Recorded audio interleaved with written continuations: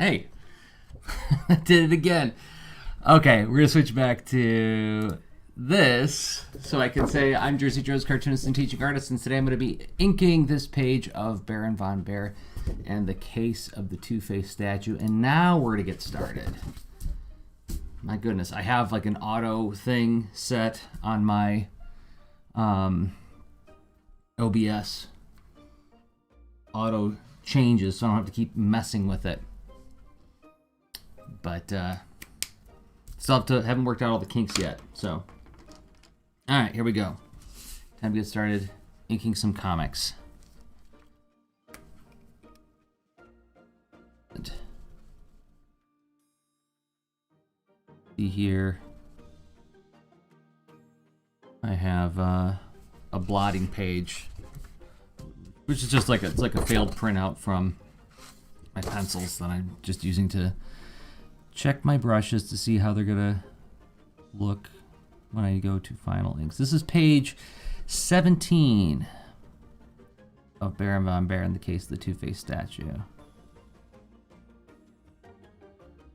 It is not the 17th page I've inked because I've been working kind of here and there all over the plot.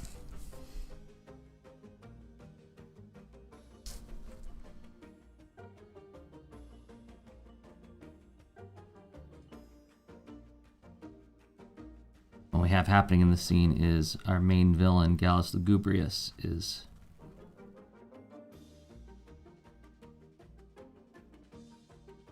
about to jump through a portal to sneak into Baron von Bear's house.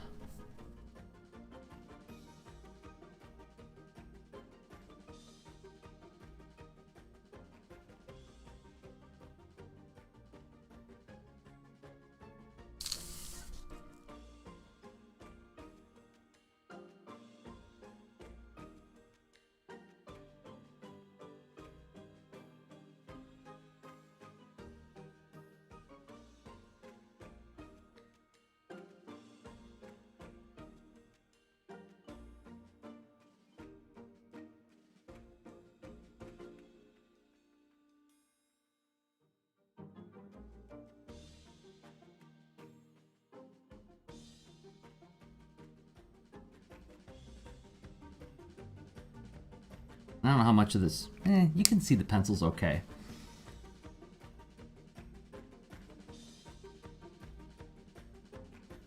Time to break out my smaller pen.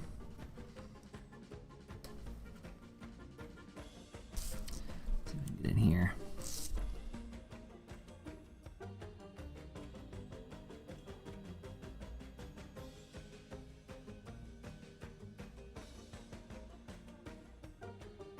Now, as usual, my goal is to finish this, inking this page before live stream is over.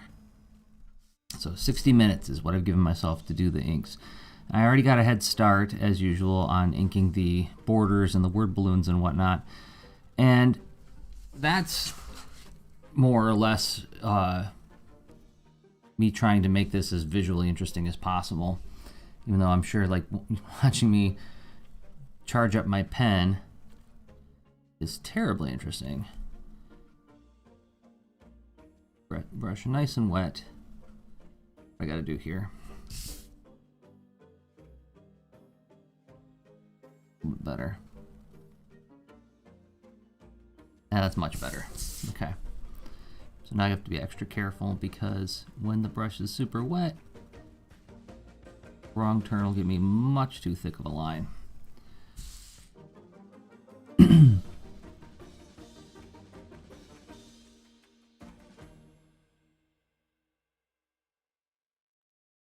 Like that. What just happened there? Oh man. Yeah, see, right on the bottom of his horn there, I did not mean to put that thick of a line. That's what happens when it gets a little too wet.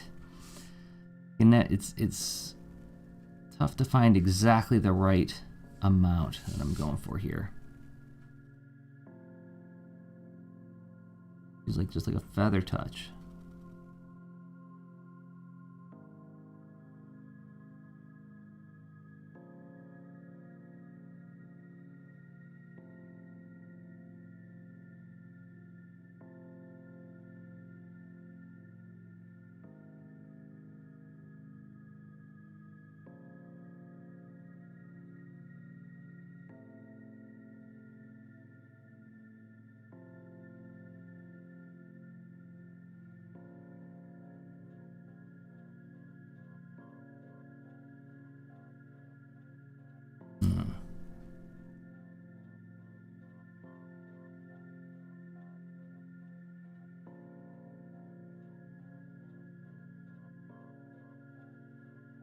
Actually having a conversation with a friend of mine about inking on paper and how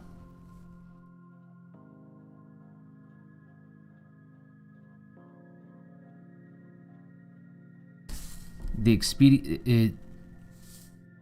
My friend was saying that, like, oh, well, why wouldn't you ink digitally? It's so much faster. And I'm like, well, it can be, but not for me, because I would not live with that mistake if I was working digitally. I would just undo, and I'll keep on undoing until I get it exactly the way I want it. And the problem with that is that it has a very negative impact on how quickly I can get pages done.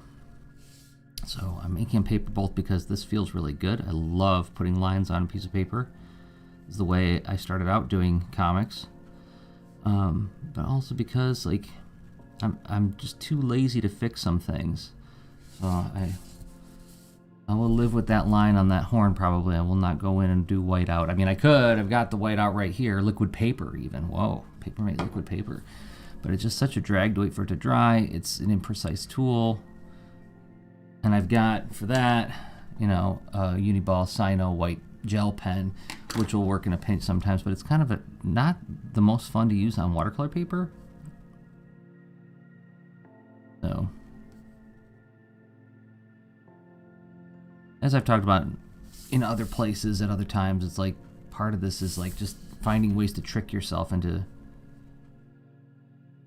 doing the work and being productive.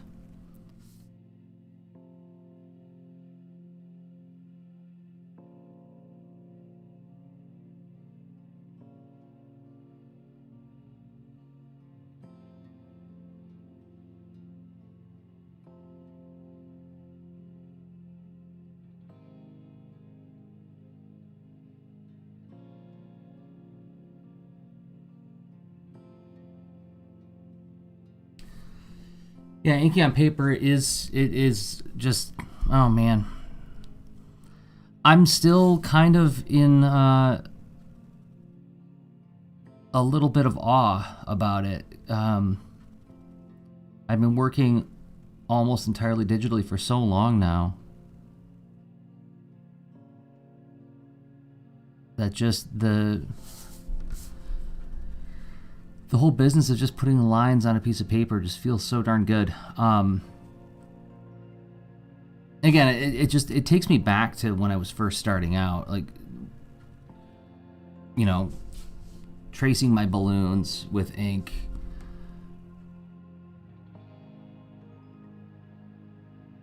I mean, that's how, when I first started making comics back in, like, professionally, quote unquote, when at the point when people started giving me, like, whatever money I got to do this. Yeah, we were doing everything on the boards because I didn't have a computer back then. And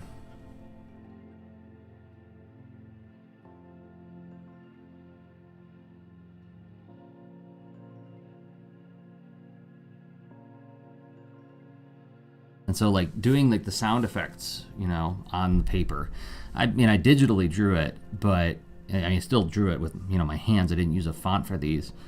But then going in afterwards with a pen to tighten it up. As a matter of fact, looking at that zoop right now, I do want to tighten it up. I get a little bit of, like, definition between some of the letters here.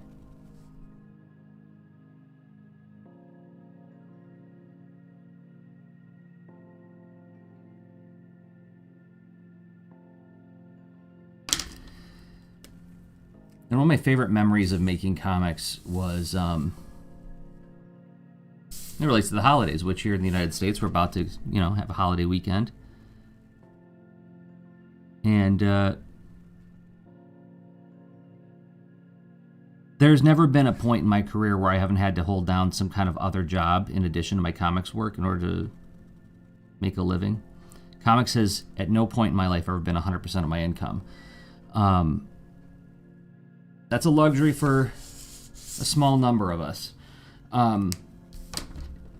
So, as a result of that, the reason I use that as a preface is that one holiday season would have been, I think, around Christmas of 99? Christmas of 2000, maybe. And I wound up spending, like, a week with my in-laws somewhere in the neighborhood. And back then, because I didn't work on a computer very much, and then had everything on boards like this, I just had a giant clipboard that I just tabbed my paper onto, and I would sit in a wingback chair in my in-laws' living room doing my art. And I remember just doing sound effects with like straight edges and things was just such a drag on paper like that. Like that, like not at my desk, I mean. Like, it wasn't a drag to draw it. It was just a drag when I didn't get to work at my art desk.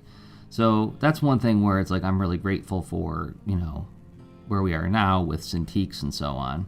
That makes things significantly easier. But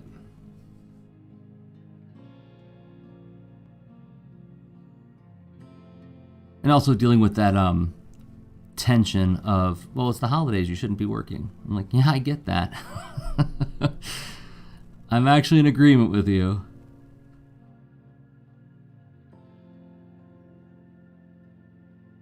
All right. Is my chicken done here?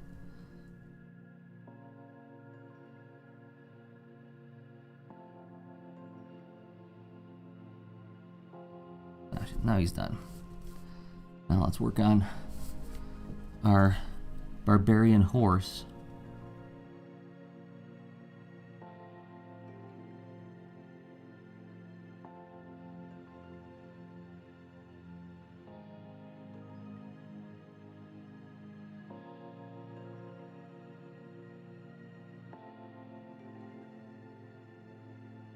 I really like her design. I'm really happy with the way she turned out, but at the same time, she's a horse, which I'm not great at drawing. I anticipate by the end of this book, I'll be pretty good at drawing horses, but right now, man oh man, am I just leaning on so much reference material. Because she's sitting on the ground, she's laying on the ground. I don't know how a horse's legs go when they lay on the ground. Do you? Probably some of you do.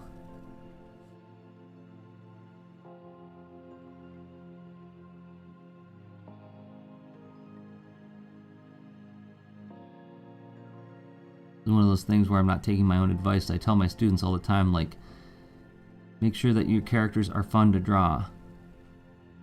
I feel like right now, Wilhelmina the Barbarian Horse is fun to look at. Not so fun to draw. At least not yet.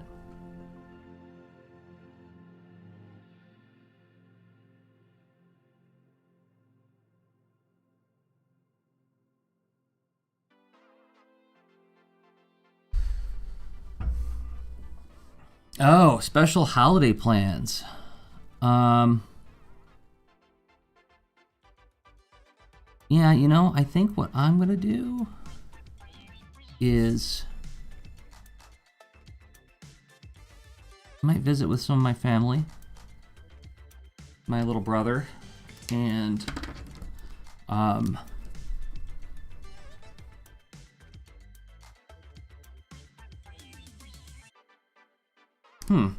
you know, I haven't figured out what we're gonna do together yet. I think I know I want to take him to.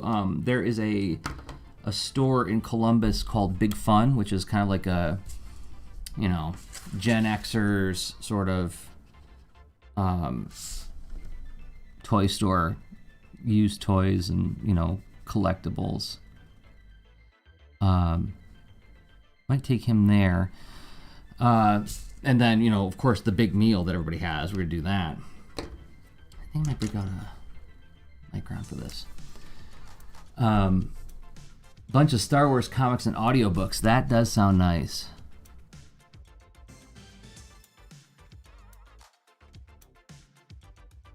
You know, I just started rewatching The Mandalorian. And I like Star Wars. I wouldn't call myself like a huge Star Wars fan. Like, I don't like know the names of every alien in the cantina or anything like that. I'm of course familiar with the story, as most people my age are. But yeah, I found myself like thinking about The Mandalorian, going like, I don't remember what happened in that show again. So I was like, okay, well, let's revisit it. It'll feel fresh and new.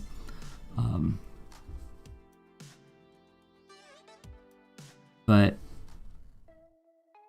yeah, I don't think I've read many of the comics or the books. I think I read like the Han Solo. There's a series of Han Solo books that came out in the 90s. I remember reading those. I read some of the Heir to the Empire books. Comics I didn't really read. The only Star Wars comics I've read are actually Tag and Bink Were Here, if you remember that one, which was like sort of like this weird Forrest Gumpy kind of comedy comic.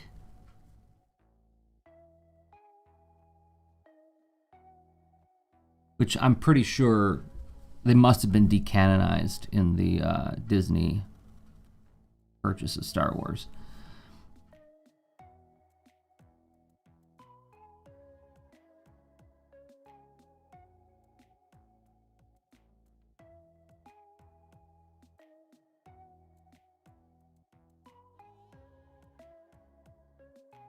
What's going on here?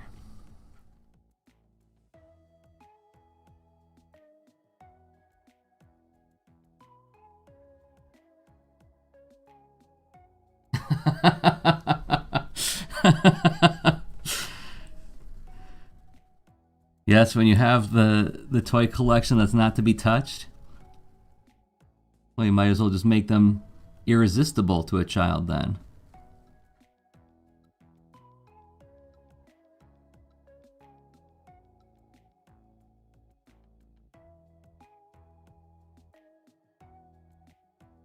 I haven't looked at what, like, how much Transformers go for on, like, the secondary market anymore. It's been years since I've looked into that. Let's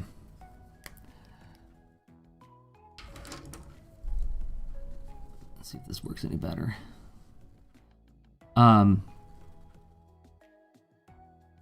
But I have to wonder if they're, like, not super expensive, because this actually shocked me. I was getting, like, you know, Google News alerts, and because of my search history, one of the things that came up was some new Gen 1 reissue figures that Walmart is doing, which I had no idea about this. And one of the figures was Soundwave and Buzzsaw in the package, and you know, they did it in the classic packaging and everything, and I'm like, well, you know, I don't really care about Soundwave. I love the tapes though, and I do love the idea of like this big weird robot who has all these tapes who live in his torso, his little family that he carries around with him. You know, if it was like under $50, I might consider getting it just to have one in the package. $130, $130 for a Transformer. I'm like, wait, that's for a reissue. I wonder what the actual original toys go for.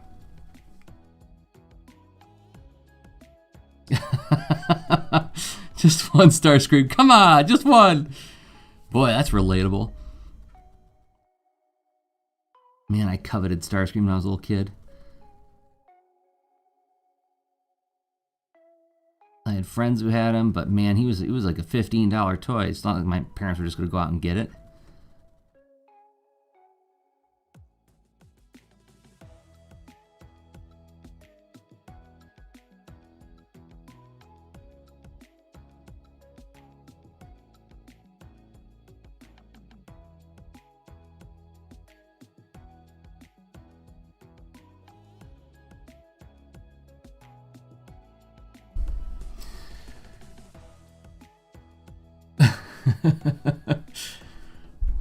Well, and if you're talking about Transformers animated figures, you're talking about the 2008 series, I take it?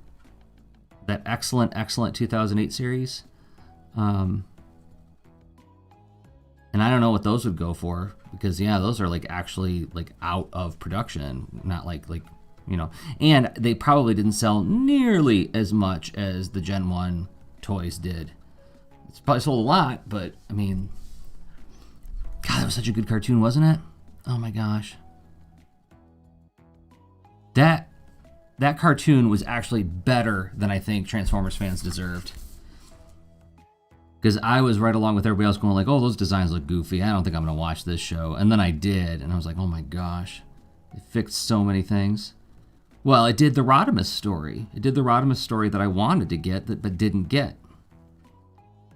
Not literally Rodimus, but like the story they did with Optimus was what I was hoping to get with the Rodimus Prime story from the Gen 1 series.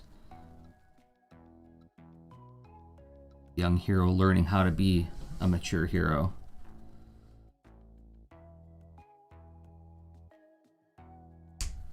And the thing that I say to other Transformers fans that always gets a gasp is I'm like, Tom Kenny Starscream, better than the Gen 1 Starscream.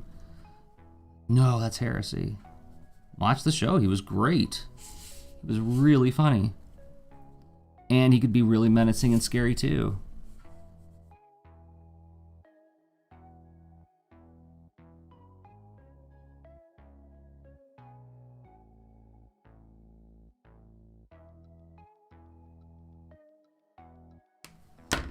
Alright, there's another pen. How am I doing on time? I'm going 20 minutes already? Yeah, I'm not going to finish this in time. That's a drag.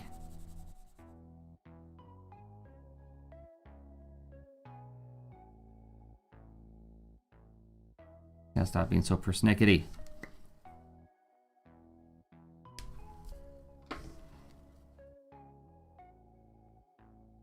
Yeah, I can see that. The animated did have like some very serious stuff in it.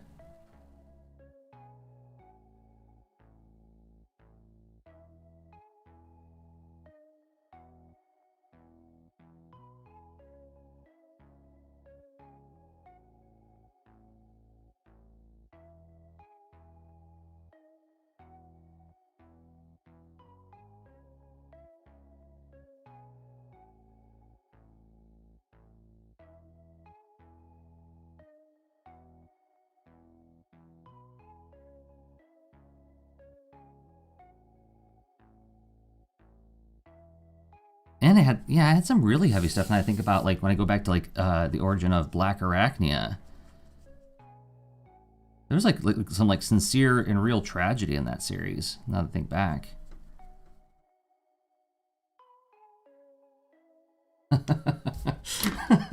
No, I'm grateful for the company.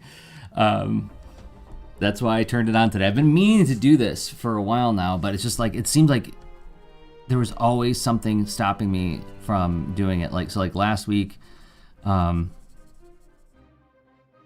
wasn't feeling well. Weeks before, I was out of town teaching. So finally, I was like, okay, I'm feeling okay. I'm not out of town. I'm just in the studio. I'm inking anyway. Let's do it. I would like to make this a regular thing. Okay, there's panel 1 is inked.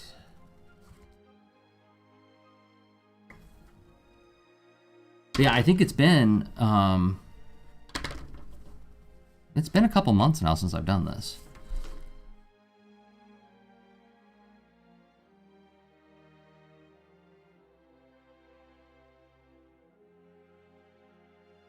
And I'm never going to argue with talking about Transformers Animated. That was such a good cartoon. And I also think it had one of probably the best rendition of the theme song. Oh, I loved it.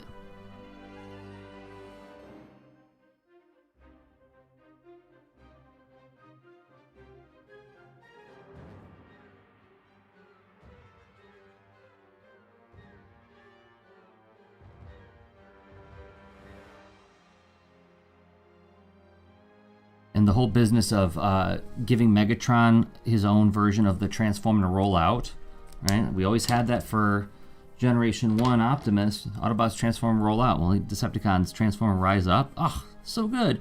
Making them like, positioning them as quote unquote freedom fighters, or at least they think they're freedom fighters. Not freedom fighters, but more like they're a rebellion rather than.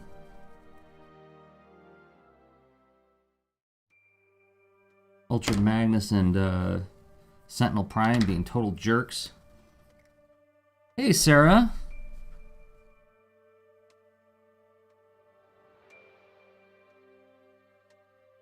Happy Thanksgiving week to you.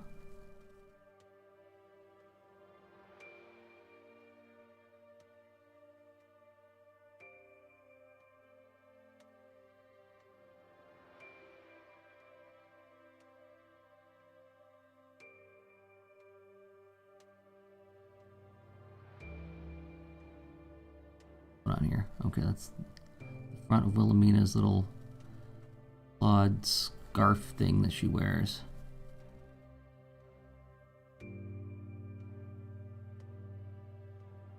Trying to see what I did here.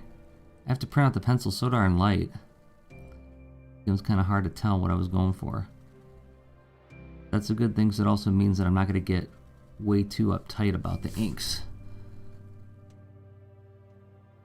The name of the game here is getting this done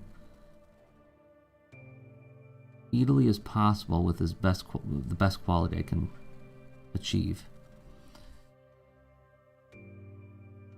What are you doing there, Jersey? Oh, okay, that's like the tattered part of her.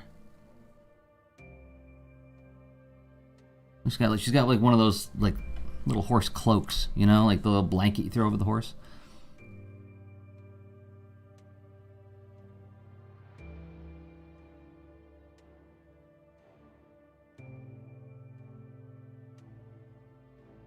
Like I said, I like her design. I just don't. She's not fun to draw yet.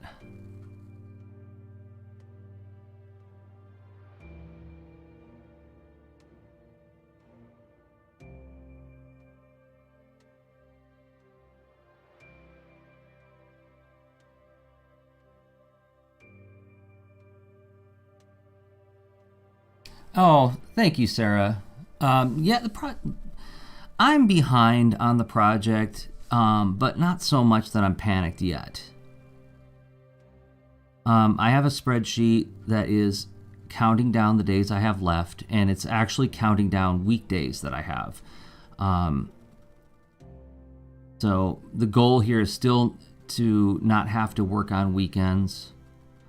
I mean, I was just telling a story earlier about, like, you know, one of my earlier memories of making comics was being curled up in a wingback chair at my in-laws' house with a giant clipboard during the holidays, right? Like staying with my in-laws for the Christmas holidays and drawing comics while I was there. And the hope is that I won't have to do that with this book. So, like I said, it's counting down the weekdays. And right now, as long as I touch 3 stages of the process on any given day, I'll make the deadline comfortably. Which means, like today, this is my 3rd page I'm making. So if I pencil 3 pages, ink 3 pages, or pencil a page, ink a page, and color a page, as long as 3 steps happen, I'll be okay.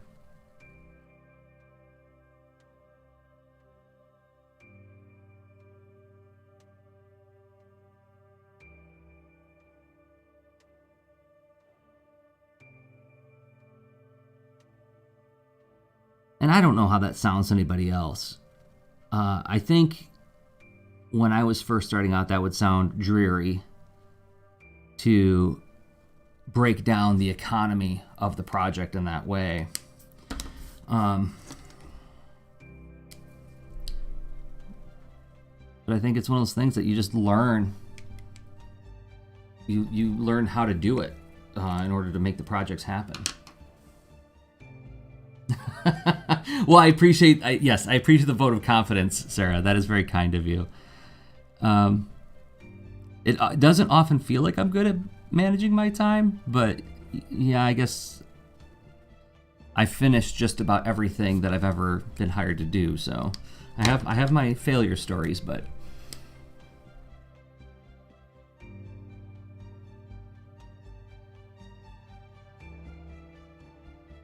I just remember, when I start talking about this stuff, and I get very excited about like this whole idea of like budgeting your time and managing your time, because it's something that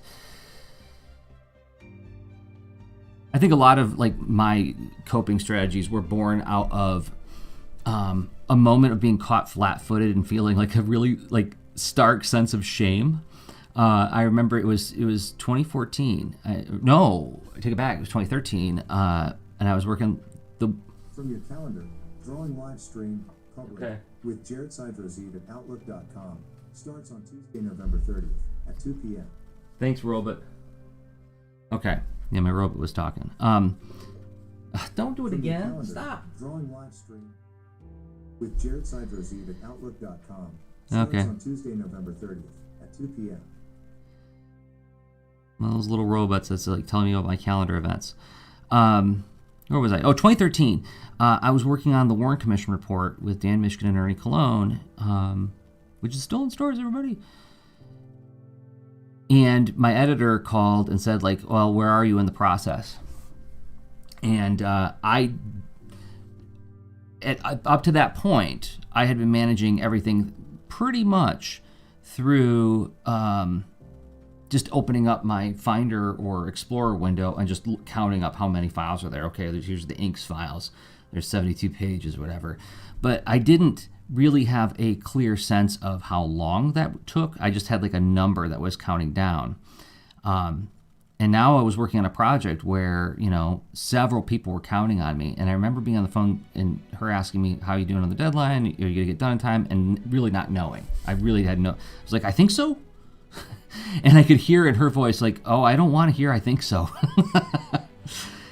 And so suddenly, like, managing things to where I could start giving people a really clear sense of deliverables and when it's done. That was around the time I started using my day planner very seriously. What started out as the Emergent Task Planner from David Say, davidseah.com, DAVIDSEAH. If you want to learn about that, which, I mean, Sarah, you've heard me talk about it a zillion times, but that was when I started like really seriously tracking my time. So now I can tell you that, okay, if I have this many pages left to go, it's going to take me this many hours approximately, so I can give like a really confident sense of how long it's going to take me to do something. But again, it came out of me feeling ashamed that I didn't know when the person who was counting on me was asking.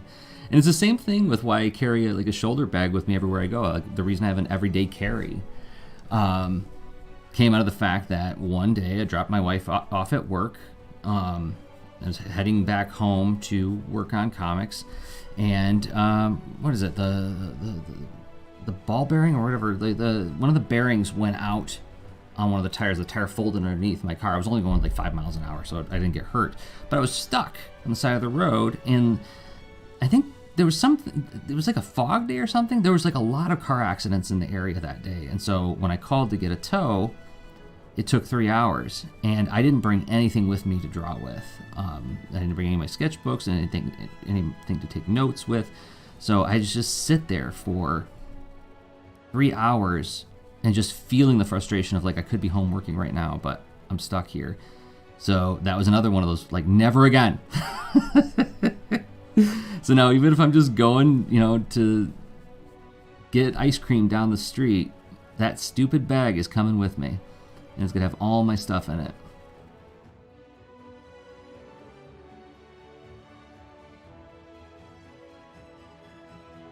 Oh, not drawing on the screen. Oh, well, thank you. That is awesome of you to share, Mama Lion. I'm really proud of that book.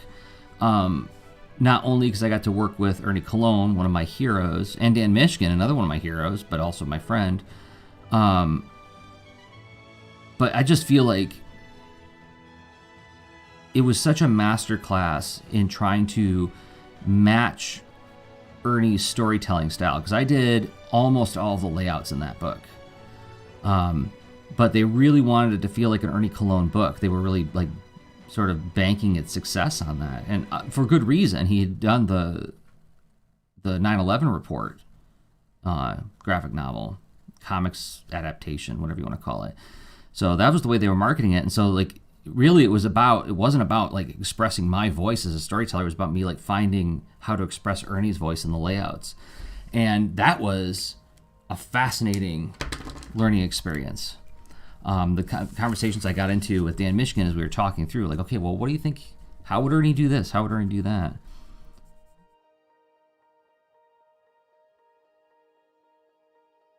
And getting under the hood of his storytelling style, and then, getting to check it with the man himself, right? Like giving him the pages, saying like, well, what do you think of this? That was a very meaningful experience. Because, I mean, to tell you the truth, I never really was, like, super into Kennedy history. I mean, of course I knew who he was, and I was familiar with him to the extent that he was the person who famously said, we choose to go to the moon. You know, NASA history, that's something I'm passionate about. So Kennedy's involvement with that was something that was of interest to me. But, like, the whole, like, the Kennedy assassination and the, you know,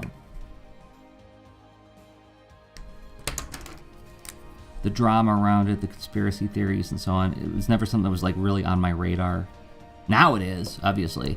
As a matter of fact, I was just at a book fair a couple weeks ago where I was signing copies of that book. And of course, you know, like, I had to answer my fair share of, who do you think really did it? Who do you think did it? My answer, if anybody's interested, is that, well, Oswald did it. As to why he did it, that's the part that's up in the air.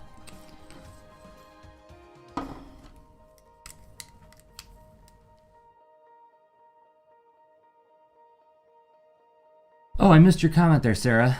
There's probably a lot you just don't know to ask or record when you're first starting too, or how to benchmark your prices for productivity. Yeah, I mean, that was all hard-won information.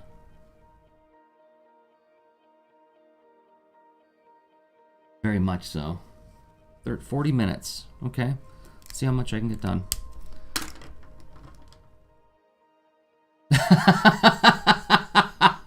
I just saw that comment on the line. Yeah.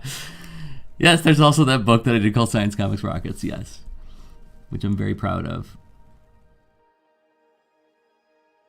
To make a great gift for a young person in your life if they like science and comics.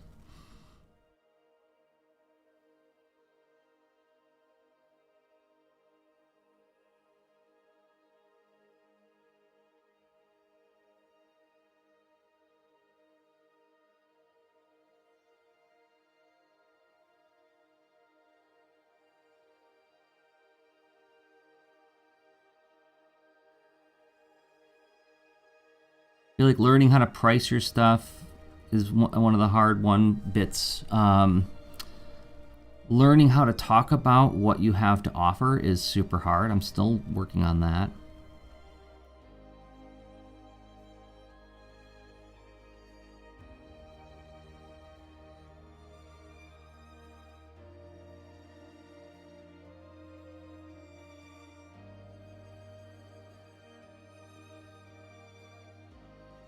I mean, I won't lie. The whole reason or not the whole reason, but a big reason I'm doing this live stream is to showcase that, look, I'm a professional cartoonist and I have a book that's going to come out.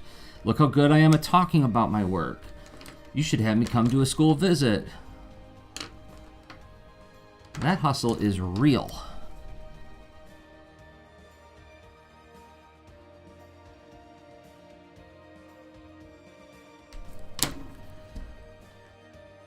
What am I trying to do here? Oh, I was gonna...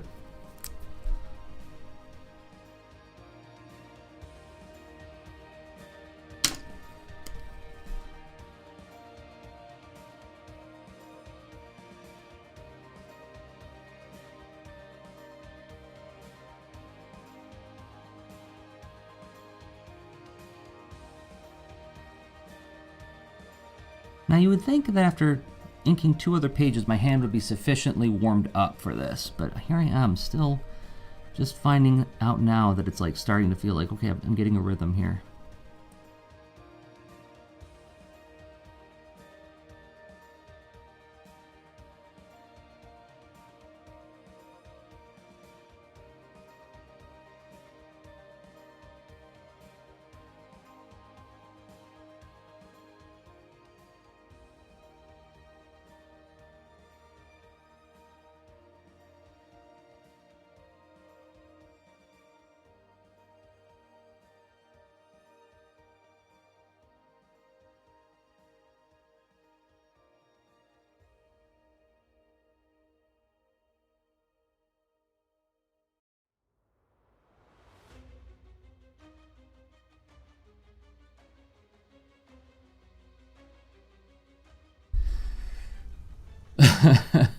You've never been able to break $3 an hour, so right now I only draw for myself until I approve more. I'm busy with kids, though, so I'm only doodling in my journal these days. The important thing is that you're still doing it and you're still drawing. Right?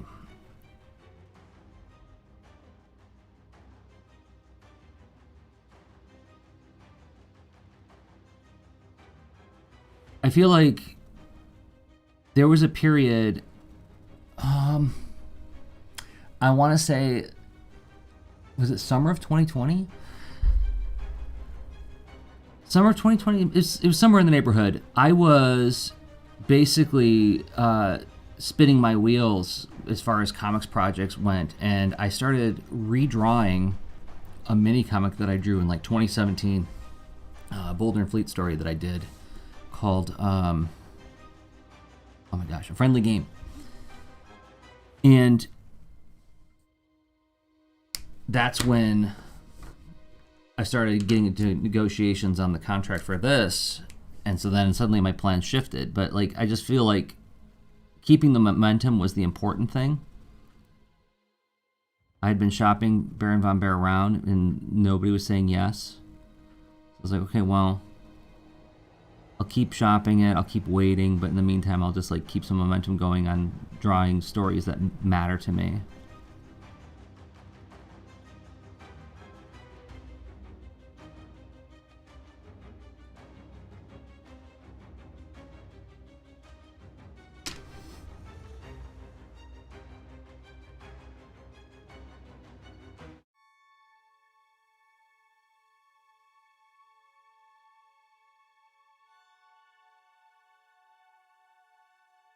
And then also the drawing in your sketchbooks, the journaling, like, that's also invaluable stuff.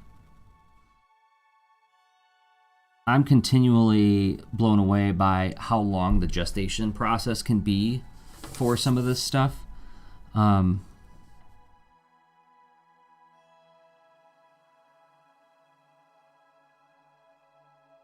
Like the story I've already told about Baron von Bear, like in my newsletter and in my Patreon, is like, gosh, the character is literally 20 years old. I started sketching him. He appeared on covers of a miniseries that I did in 2002. And I just had no idea what I was going to do with him. It was just like this fun little bear that I like to draw.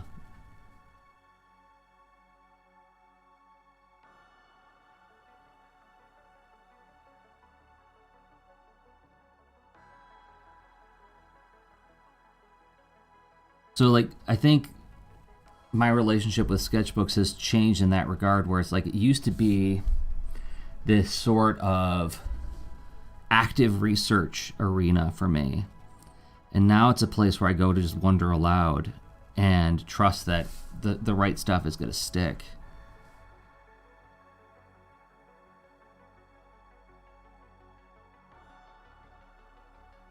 And yeah, to your point about like how much money you make at this, like I said a little while ago, it's like, I don't know if you were here when I was talking about it, it's like I've never not had to have another gig going.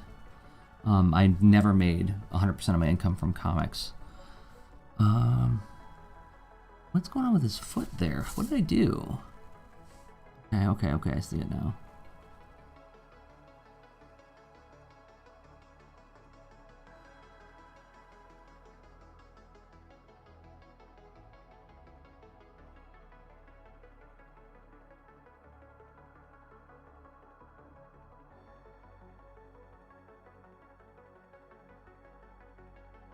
I would love to be able to get to that point eventually.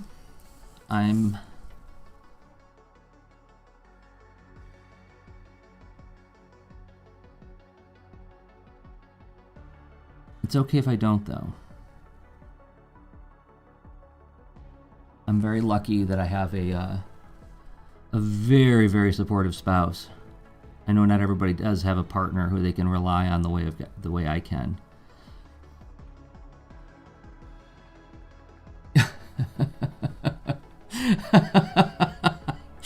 That's kind of you, Mama Lion. I hope so. That'd be awesome. I mean, I would love it if it took off enough that it earned out, right? So I could just have like a little bit of passive income and maybe get a sequel greenlit. I've been showing some of the work to my students, and especially my grade school age students are like, oh my gosh, this should be a Netflix series. I'm like, that would be nice, I'd take the money, but I'm not shooting for that. I've had enough conversations with creative people who have been at various stages of Netflix deal, and I know how difficult that can be. So I'm not crossing my fingers for that. I'm not writing anything for that. I'm just trying to make the best comic I can that I'll have fun drawing, and hopefully kids will have fun reading. But yeah, I would love that merchandising money too, you betcha.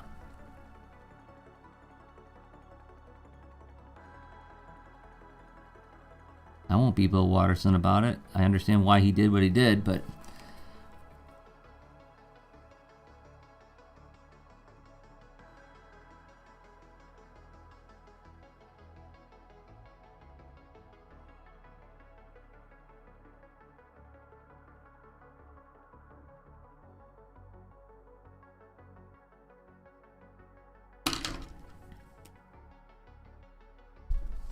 I'll tell you the truth, Sarah, to your comment about, fitting in the time. If it wasn't for Anne's support, I just simply couldn't do it. I mean,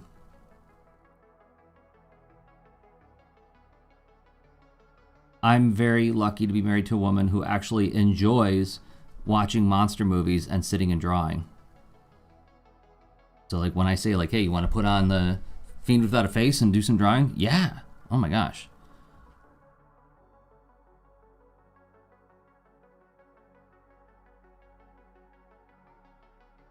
And when I say that she's supportive, I mean like there's actually, I'm not having to explain why so much of my time goes to this, right? She gets it.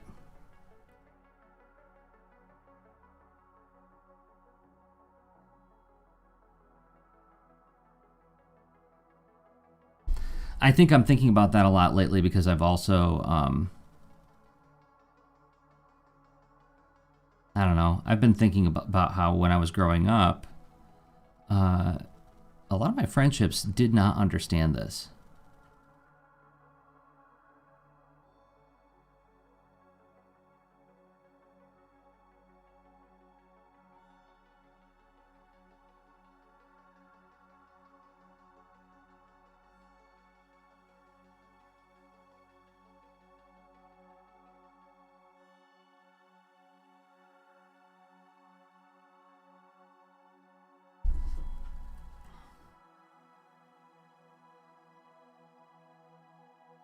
I'm fully aware of my privilege in that regard.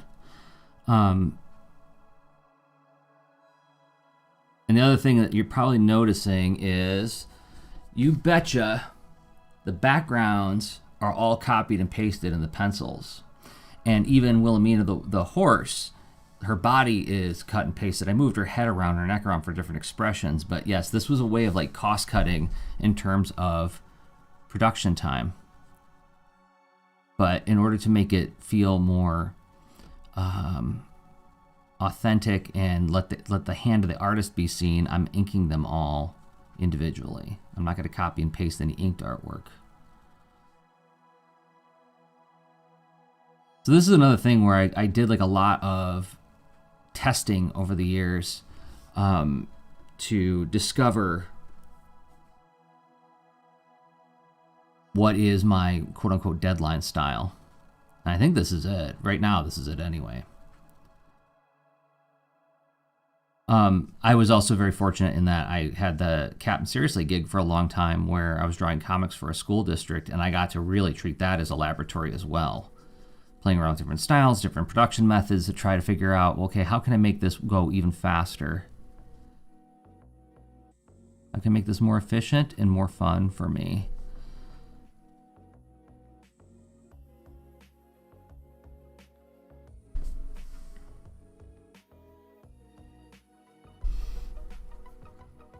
Oh my gosh, that's awesome, Sarah. Yeah, like being able to like trade off that way. And just thinking about like going to art school and just being able to think about art all the time. That'd be pretty great.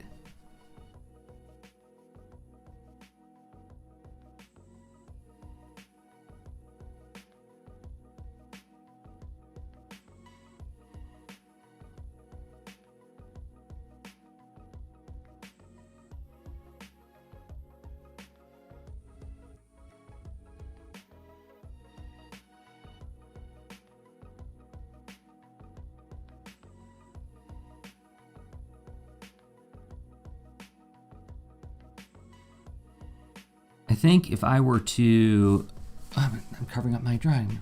If I were to go back to school for anything or learn any new thing, I think I would want to learn music.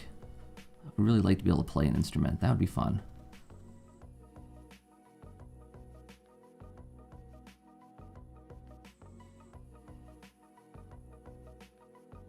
I used to be able to play an instrument when I was a kid, but that was, that was possibly a long time ago.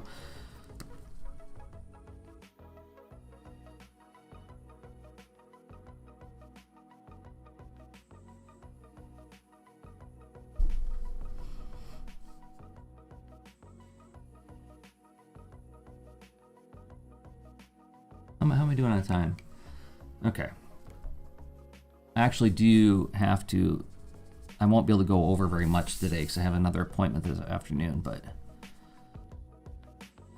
it is nice to be able to draw and talk with other people.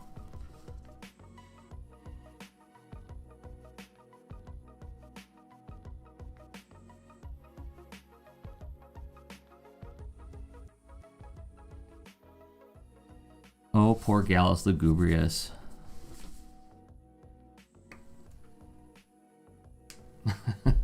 Oh, believe me, Sarah, I am incredibly physically uncoordinated and pretty tone deaf. So if somebody wanted me to play something like the saxophone, I would be out of luck.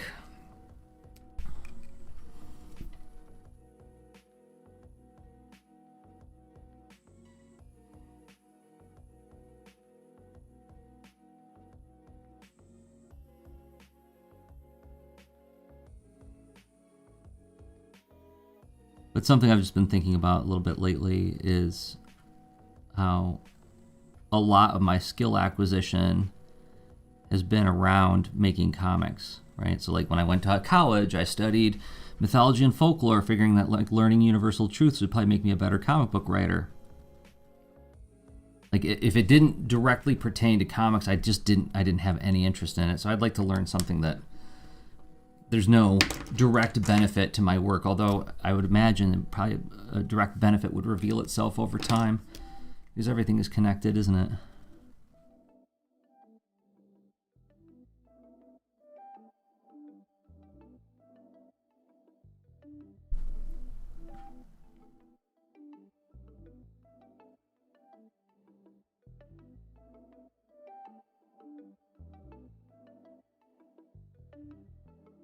No, my coordination and musicality is so poor that I remember being in middle school and going to dances, and like I had friends who were trying to teach me like how to dance, and they're like, well, you just feel the music, in your body. I'm like, I don't know what that means. I don't feel anything. I mean, like I can understand what a rhythm is. I objectively can understand how that works, but like there's nothing. You keep saying I should feel something in my body, and I don't feel anything. What are you talking about?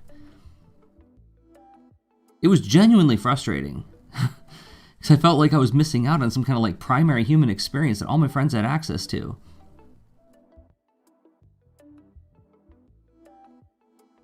And especially at that age where it's like everything is all about like comparison and being seen and not wanting to be seen but wanting to be seen. So yeah, I have kind of like a funny relationship with music that way.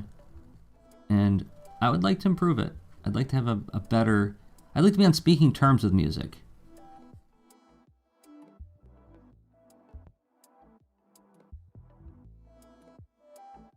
Okay, now Jersey, can you finish this in 5 minutes? Let's find out.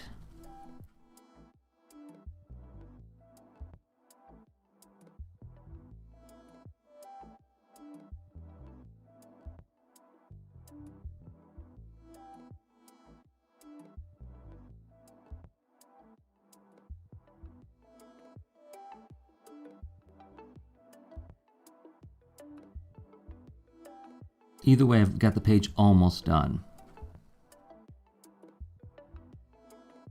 Small victories.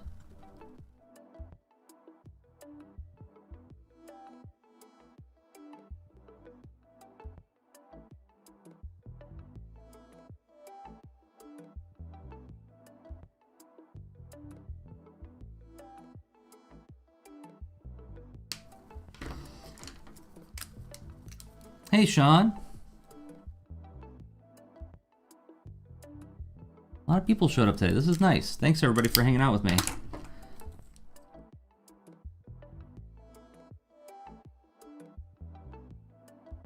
When I say a lot of people, I mean the fact that I'm simulcasting this on Twitch, YouTube, Twitter, Facebook, and I'm going to remove most of them after this is over. Partially because, you know, I don't want to spoil the whole book. Partially because I'd want you to come hang out with me in other places, like over on the Patreon or something. And I want to make sure that I'm thanking and acknowledging the people who show up to the live ones. Okay, so let's get that chicken inked, and I'm gonna. Speaking of chickens, here in Columbus, I just went to the Ohio National Poultry Show. It was a lot of fun. Something like 6,000 chickens are at that thing?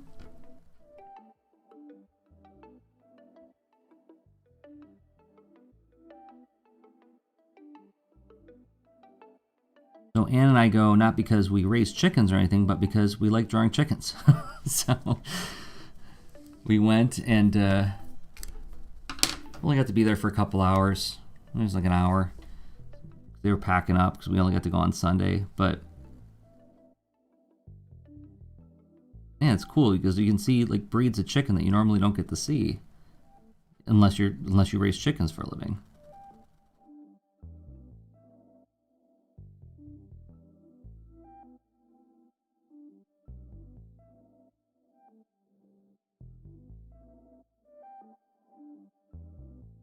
Thank you for the vote of support, Sean. For rooting me on. Come on, get out of there.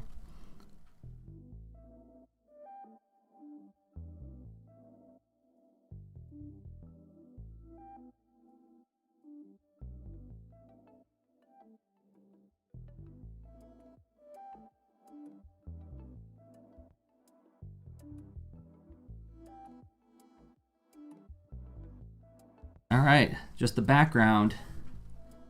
And I've got 1 minute to do it.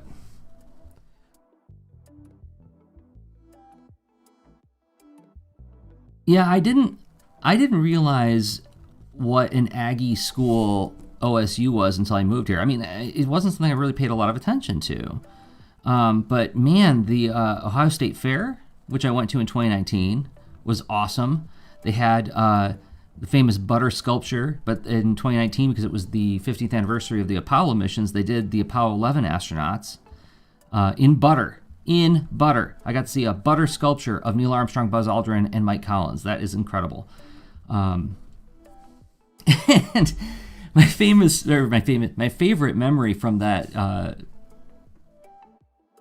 year's state fair was Ann and I went to the food pavilions, and we see a sign for a place called Egg on a Stick. Now, I've been to plenty of county fairs in my time, and shame on me, I should have realized that yes, at these kinds of events you have lots of foods on sticks. But I was like, what's an egg on a stick? I mean, like, is it really just an egg on a stick?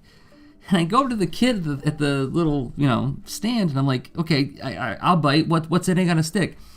And the kid looks at me, he's like, it's an egg on a stick. I said, I'll take two. Oh my gosh. But it was like how disgusted that kid was with me for not understanding what it was the best part. But I'm thinking there's got to be more to it than you just put an egg on a stick. Anyway, okay, I'll stop saying it. And then also just wandering around, not really knowing what we were going to participate in. And then we go into one of these auditoriums on the fairgrounds, and like there's like a rodeo thing going on with people on horses, and there's all these like little like stands with balloons on it, and they got pistols and they're shooting balloons while on horseback, and they'll have like fancy cowboy outfits. I'm guessing it was some kind of like funny blanks because like there was no protection for the audience. They're just riding around on horses shooting balloons. That was amazing.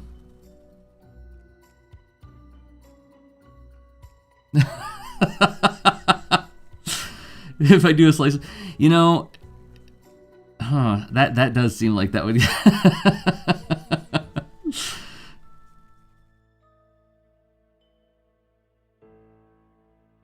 What I love about that too is like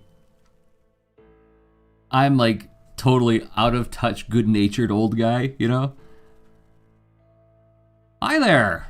What's an egg on a stick? Yeah, I'm like utterly Ned Flandersing it. And like not even like responding to the eye roll of disgust that the kid has for me. It's an egg on a stick, you idiot. Oh, I'll take two. That sounds fun.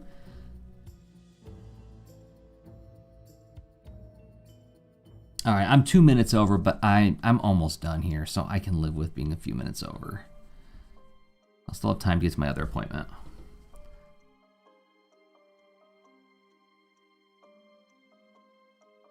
Yeah, let's see. Okay, so the state fair is one of my favorite things that I've discovered in Columbus. Obviously, I mean, if you follow me on any of the other social medias, you know I fell in love with our minor league baseball team here, the Columbus Clippers. I always loved baseball since I was a kid, but it was something that I only got to really enjoy through radio as an adult because it was a pain in the butt to go to Detroit Tigers games. Very expensive.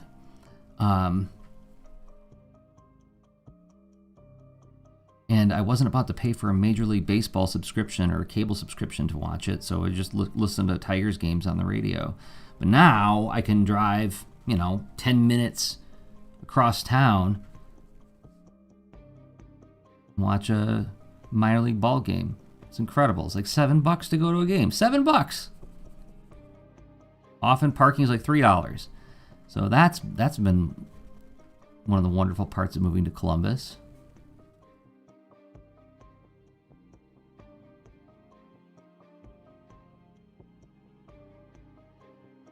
And the food scene here is actually pretty darn good.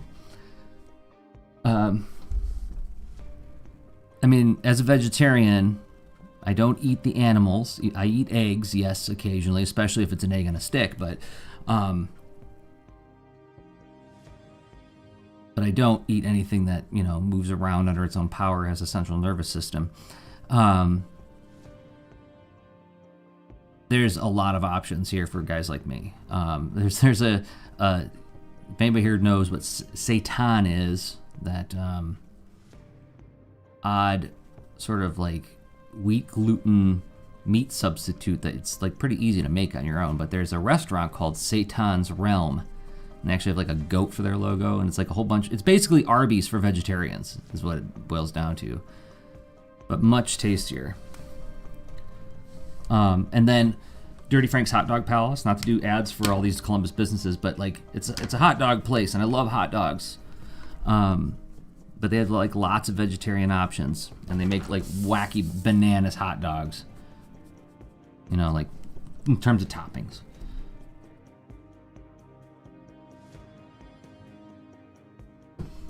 I don't know what quarter horse is, Sean. I'm gonna have to find out.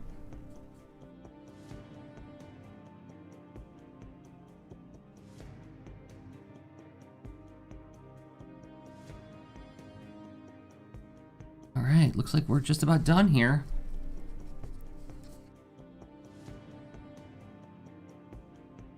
Victory, I have drawn, or inked 3 pages today.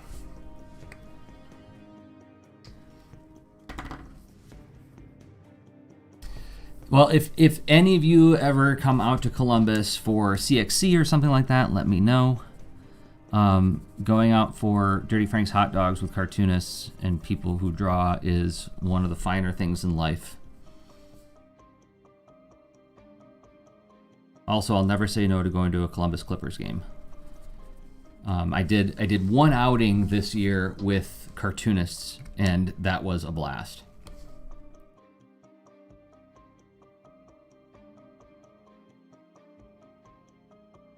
All right, yep. Page 17 is in the can. So, thanks everybody for hanging out with me while I did this. I'm going to be, for those who follow me on Patreon, I'm going to be doing this for patrons only tomorrow morning, because usually I do it Thursday mornings, but it's Thanksgiving here in the United States, so I'm doing it Wednesday morning, and I think I'm going to be penciling some comics tomorrow morning. Oh, thank you. Yeah, the grass turned out pretty okay, right? Despite the fact that I did it like really, really fast. So thank you, Chris. Everybody, for those in the United States, I hope you have a good holiday weekend, and I will be back. I'm going to try for next Tuesday. Until then, I have been Jersey Drozd of BaronVonBear.com and RSS.jdrozd.com for everything else I make. Okay, bye.